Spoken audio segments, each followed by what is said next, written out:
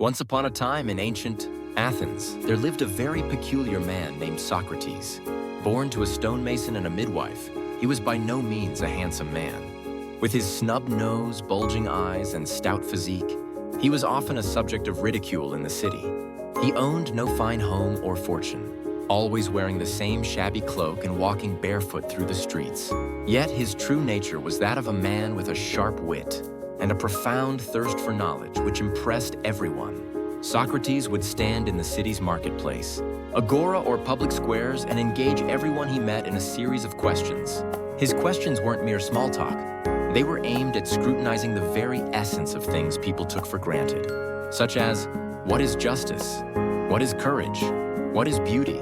For example, if he asked a general, what is courage? The general might reply, it's standing firm against the enemy. Socrates would then press further. What if that's just a reckless charge? Can we still call that courage? The general would ponder and offer a different answer, and Socrates would continue to ask questions from another angle. It was as if he used his questions as tools to help his interlocutors give birth to the truth and wisdom within their own minds. This method, likened to his mother's profession as a midwife, came to be known as the Socratic method or maieutic. Socrates often said, I know that I know nothing. This wasn't a statement of humility. It was his belief that true wisdom begins with acknowledging one's own ignorance. He believed that many people mistakenly thought they knew things. They didn't. His attitude captivated the youth of Athens, who gathered around him to engage in lively discussions. However, his philosophy was seen as a nuisance by the powerful and intellectual elite of the time. His questioning challenged their authority and conventional beliefs.